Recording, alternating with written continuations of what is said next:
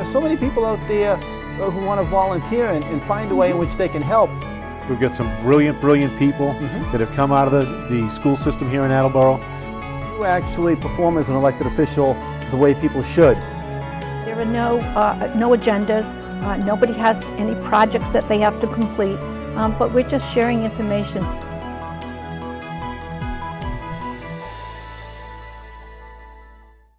Good evening and welcome to People It's Good to Know. I'm your host, John Davis. Tonight we're very fortunate to have a good friend of mine, Tracy Barbosa. Tracy is here to represent the agency that she works for that helps promote business in our downtown. Tracy, thank you so much for joining us this evening, and please tell us a little bit about your background and how you got to where you are in life. Wow. That's a lot. That's a lot to cover. That's a lot.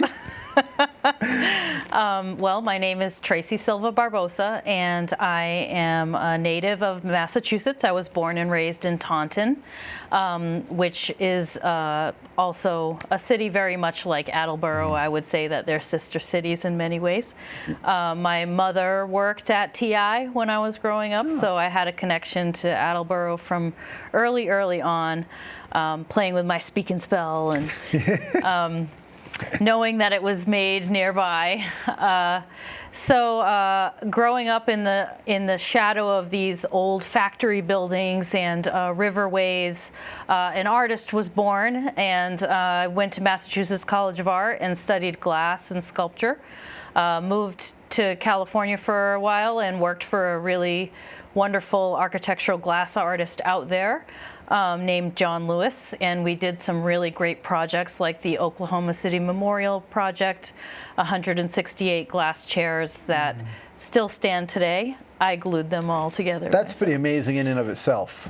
Yeah. It's a beautiful memorial created by the Hans and Terry Butzer architects, and we worked closely with them to create this spectacular memorial for the tragedy that happened. So I worked with John for a long time, moved to New York, started selling my own art, my own sculpture and paintings, did very well there, started a family in New York. Fast forward to the market crash, and we came back to Massachusetts to be with family for many reasons, and settled in New Bedford again. As I settled in New Bedford, which is not New York. Yeah, quite a change. Huh? But it is home, and it's a wonderful little city that had a lot of potential. So as an artist, I thought to myself, how can I make this career work in this environment? The New York City art scene is one thing, and making and selling and living as an artist in a gateway city in Massachusetts is another. Yeah. So I thought long and hard about what the Commonwealth meant to me, and started showing up to lots of public meetings about the new train that's coming to New Bedford, about all of these things, and started to present myself as a local artist, attending public meetings and giving my input this way. I have to laugh about the train, because that's how I first met my wife almost 30 years ago, when they were having public meetings about the idea of creating that train route, when they said it may come through Attleboro at the time.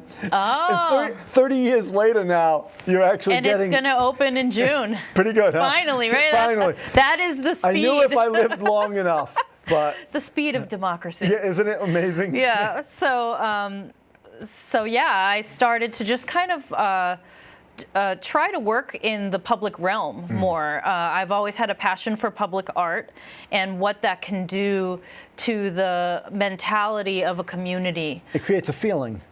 Of course, yes. It creates a feeling of care, of pride in your local space. Maybe you got to watch the artists do the work and got to see it happen. All of these things have their own contribution to economic development, and it is a peripheral effect but it is in fact an effect, and we call that the creative economy, or at least part of the creative economy, where you are injecting vibrance into a community that is in need of color, frankly. Lots of New England is gray and dark. And as my very wise husband had said about our lovely gateway cities, they weren't necessarily built to be beautiful. Right. They were built to be factory spaces. Yep. Yeah, it was function over fashion. Exactly, very functional. And so now, fast forward 50, 100 years, and we're wanting to reinvent these spaces to be pleasurable to be in. So how do you do that? And that was some of the work that I have been doing since I moved back to New England about 15 years ago, and working with different communities to create public art projects that are infused with public safety, with public pride, with economic development, with community engagement, teaching, programming. And through all of that work, I got to know MassDevelopment, which was one of the funders that would work with me on some of my projects, and found out about the TDI program, which I was involved with in a little bit of a cursory way in New Bedford, and learned what TDI is. And TDI means Transformative Development Initiative. And it's basically an investment program through MassDevelopment where for gateway cities. And they put a fellow like myself into a city for 3 years. And we work with a community, with a partnership built of community members of that place. Mine is Attleboro, and I have a partnership that includes the Attleboro Arts Museum, the YMCA, different community members, a group of people that really care about the downtown. And basically, we leverage investment from MassDevelopment in various ways that are particular to our local needs. So I sit with the partnership, we talk about ideas about maybe a grant program we create, some small business technical assistance, marketing. There's all sorts of programs that we try to lift up through the TDI partnership. And this again is only 3 years. So what we're trying to do is to build up different community entities that will take on the work after TDI ends. Now, I think we met almost a year and a half ago, I think. So you must be almost halfway through your adventure. Yeah, my adventure in Attleboro. Yeah. That's right. And I'm sure you feel you've had some successes, right? I mean, there've got to be some things that you feel came about that might not have had you not. Yes, I think mainly my concern is connecting people with like ideas, people that are doing good work like yourself, and getting them in the room with maybe people you haven't been in the room with yet. Right. And there's a lot of that. And there is a lot of that. And it's like my job to kind of dig deeper into the community and make connections that maybe people who are local might not necessarily notice or see. But because I've got an objective view, I can say, oh, this person's kind of doing something similar. Maybe you guys should work together. Right. So there's been a little of that's happened, and it's very exciting. One of our many wins for the TDI partnership have been the beautiful lights downtown, the festoon lights. Those really are nice. You had a great idea there. I got to give you credit because I know it was your idea and you made it happen. I love light. Yeah. I think it says a lot about, again, the care that's happening in a community. Yeah, it's an indicator of interest. It's an indicator of it's placemaking is basically what it is. So when you're driving through at night and you see this lovely, concerted effort of lighting, you're like, oh, this is kind of a nice place. I feel safe here. I feel like there might be things going on, and there certainly are. There's lots of wonderful programming happening downtown, not just through the TDI partnership, but through the small businesses as well. Right. So that's pretty good. I mean, that's a mouthful and a half there. Whoo! Time for a deep breath. Yeah. But so could you give us maybe some more examples of things that you're specifically working on now, and things that people may want to get involved with? Yes. Well, the TDI partnership has this year has come out with 2 grants that are specific to downtown Attleboro, which we call the TDI district. One of the grants is for relief funding for businesses in the TDI district that suffered from the terrible flood on September 11th, 2023.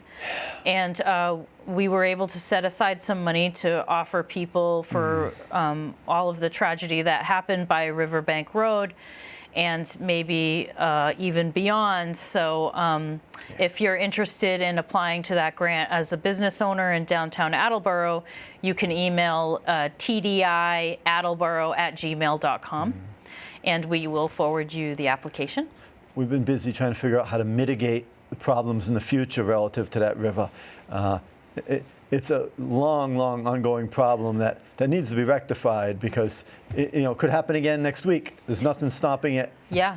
Water is unforgiving. Yeah. You can't live without it, and it's very hard to live with it. Yes. Yeah. Exactly. So that tragedy was crazy, and I would love to have some kind of match from the community for the money we're putting into the grant. So. Yep. If there's anyone out there that wants to, match to offer some funding for these businesses, the TDI partnership is listening. Right. We also have a second grant called Seek Collaboration, and it's meant to foster collaboration between entities downtown, small businesses, different organizations, working together to create joint events. Again, that's called Seek Collaboration, and the deadline is April 9th. And the grants go up to $20,000. So we've got some great ideas coming in already from small businesses. Right. And that was the district. focus of the meeting we attended last night. Yeah. Which I found interesting because having a group of local business people getting together, where there were half of them were people I had never met before, which I see as both a good thing and also a striking thing, because there was a time when I would have known everyone in the room. Right. So times are changing, and as you see, our business community is much more diverse, both ethnically and by every scope you can measure, really. Yes. And I want to, the partnership wants to lift people up in that way.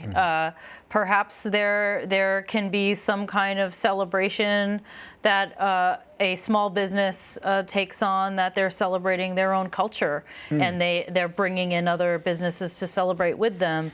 I know you and I were talking earlier, or maybe it was me and Austin, about the prevalence of thrift stores in Attleboro, and how those people could join together and create like a thrift crawl kind of situation where there's this event that happens that they're all celebrating each other's. Yeah, because there are people who love that going to the thrift shop, see what they find. Yeah. It's Costume contest. Who doesn't love a costume contest? You're a little bit more artsy and creative than I am. You would make a great Gilligan. Yeah, I bet I would. I bet I would. And I will take that as a compliment, Tracy. It is. He was maybe one of my first crushes, my first TV crushes. That's pretty funny. Him and Mork from Ork. the people you want to be compared to. Oh, boy. All right. So back to the adventures of Tracy and the TDI. Yes. What things do you have? I mean, those are things that are presently going on. What things do you hope to see happen in the near future that maybe haven't actually started yet? Well, we are gaining some exciting momentum with the Union Theater in downtown Attleboro. Illuminate Arts Company, which is a 501c3 nonprofit in Attleboro that teaches theater to all ages now. They just recently signed an intent to lease agreement with the owners of the Union Theater to start a capital campaign to reopen it as an entertainment venue. That's great. So this is the work of trust building, of community building, of like I was saying, connecting those people that might not ever talk to each other for no real reason, besides they're busy in their own corners of the world, Right. in their community. And I come in and I'm like, why aren't you guys? Right. Because you can have 2 or 3 different groups of people working on the exact same thing and not even know that the others are out there trying to do the same thing. Right. Right. But again, when someone from outside the community whose objective comes in, especially when, I mean, one of the first things that drew my attention to you was your willingness to go out and just talk to everybody on the street, right? I mean, you went around door to door talking to everybody in our whole downtown when you first got here, right? I still do. You still do. And that's a great thing. Yeah. Because it changes. You know, some of the store owners have come and gone in the time you've been here, and there's always new people. Yes. Yeah, it's my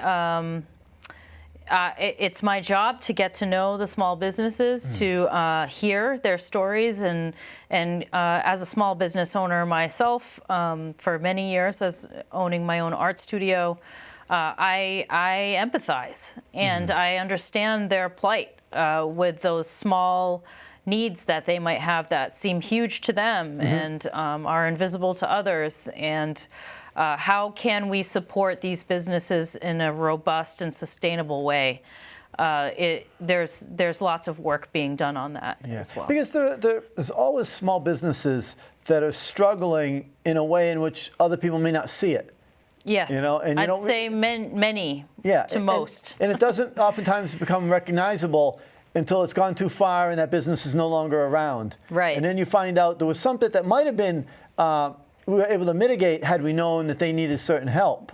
Yes. So, I mean, so for any small business out there who has any kind of a challenge, they may want to reach out to you simply for direction as... Absolutely. Yeah, there's a lot of free resources out there for small business owners. And I am happy to connect anyone who needs it. There's an amazing amount of resources that people just don't even realize are out there, and that's step one, is the education. It's like when you're in your shop and you're sitting there alone and you kind of don't know what to do. There are these resources that you can tap into, get on the mailing lists, learn about the opportunities that they have, free learning sessions, free planning, free law advice. You know, there's all sorts of ways that you can educate yourself as a business owner that will protect yourself down the road. And I think that's, you know, people get into business because they love something, not because they love being a business owner. And I've said that for years, that there are people who, they create a business around something that they love doing or whatever, or making, but they don't know anything about actually planning. running a business. Yeah, and the money you need to start the business in a safe way, how you can sustain that business, what do you need for a team. Lots of us think we're an island unto ourselves, and you need a good team, even if your team is one other person. That's super important. Well, there's power in numbers. There's power in numbers. You're not going to be the best at everything. Right. You know, if you're great at making cakes, I wouldn't expect that QuickBooks is your favorite thing. You know, so accepting your talents and sort of knowing when to delegate and how to do that, I think, is really important. So there's all those things that one can train themselves to get better at. And I feel like a lot of small business owners, you feel maybe scared to ask for help, just a little, like, again, an island unto yourself. Well, and they can be overwhelmed with the amount of time and energy it takes when they're starting, especially starting a small business. I mean, it becomes so... it's your life. Yeah, it encompasses every moment of your day, and to find time to reach out to others, even though you may desperately need it, easier said than done. Right, exactly.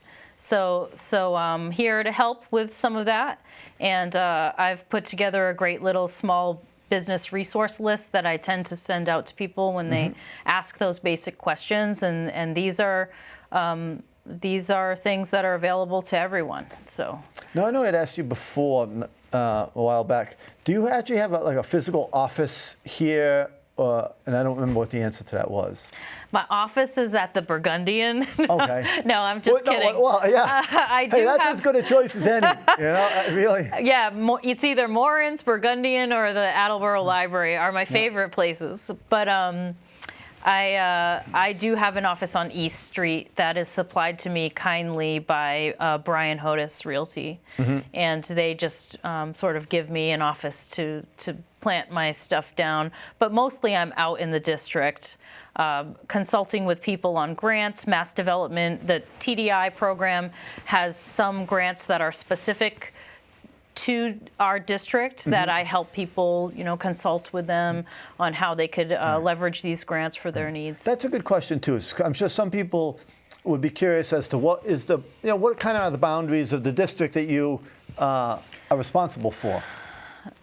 Well, there's a map that is. So there are clearly defined lines as to where the boundaries are. There are, but we like to refer to those lines as fuzzy boundaries because there have been instances in the past in other districts that maybe some kind of development that's just outside the district is going to be a boost for the district somehow. Right. One that I can think of in particular is in New Bedford, downtown New Bedford, just outside the district. The TDI program supported the growth of groundwork co-working space. And through that co-working space, E for All is housed, and Entrepreneurship for All is a free program training entrepreneurs to open their own businesses, find investors.